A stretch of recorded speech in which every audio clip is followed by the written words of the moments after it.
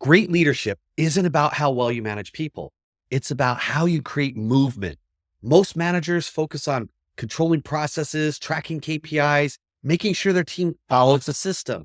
But true leaders, they create buy-in, momentum, and culture where people want to perform at their highest levels that actually make an impact. Welcome to the Dealership Boardroom. I'm Chris Hunsicker, and today we're breaking down key leadership skills that separate managers who struggle to get their team engaged from leaders who inspire action, trust, and top-tier performance. Earlier this week, we talked about intrapersonal skills, right? The foundation of self-leadership, and interpersonal skills, the ability to connect and influence other people. Today, we take it further because leadership isn't just about knowing yourself or building relationships. It's about creating movement that drives results. Let me tell you about a sales director I worked with. We'll call him Jason. Now, you know Jason. Jason was a sharp, numbers-driven, relentless about hitting his goal. But his team, they weren't engaged. They did just enough to stay out of trouble. There was zero fire, zero buy-in, zero real accountability.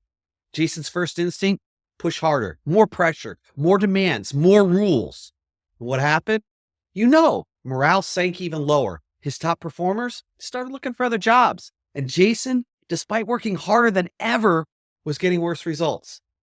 So I asked him a very simple question. I want the same question for you. Do your people trust that you're leading them somewhere worth going? Or do they just feel like they're being pushed? That was the moment it clicked for Jason. Jason wasn't leading. He was managing outcomes without creating inspiration or direction. So he shifted his focus from policing to leading. Instead of just enforcing numbers, he was driving vision, strategy, and ownership. And within 6 months, his team engagement skyrocketed, turnover dropped, and of course, results followed. The key lesson, your team doesn't work for your company. They work for their own goals, their own future, and their own ambitions. If you want them to go all in, you need to show them how their success aligns with the bigger mission. There's 3 foundations of high-impact leadership. Number 1 is vision. Does your team know where you're taking them? See, leadership isn't about setting quotas and enforcing policies. I want you to think about this for a moment. If your team can't clearly articulate where they're headed and why it matters, how motivated do you think they're going to be? The truth is simple. If you aren't painting a compelling vision, you're managing compliance, not creating commitment. So what do you do about it? At your next team meeting, ask, if we do our jobs at the highest level this year, what will that mean for our customers, our team, our future?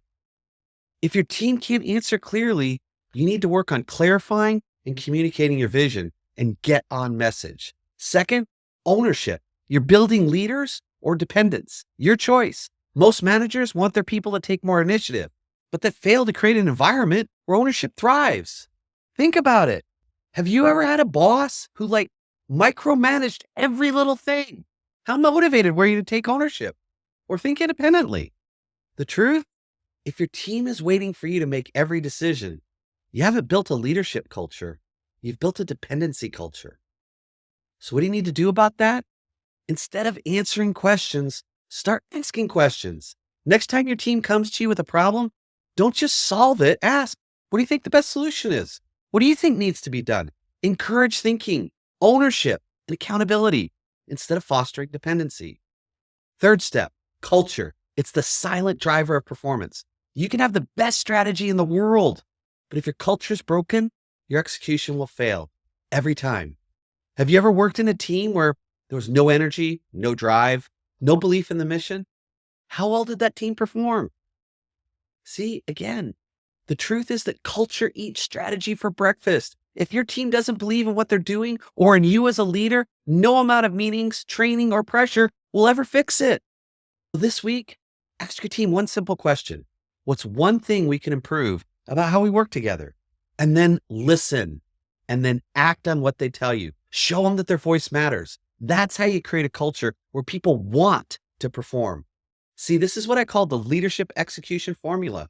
Great leaders, they don't just manage the numbers. They create movements. Clarify the vision. Make sure your team knows where they're going. And then encourage ownership. Shift from that answering questions to developing thinkers and build culture. Make your workplace one where people want to give their best.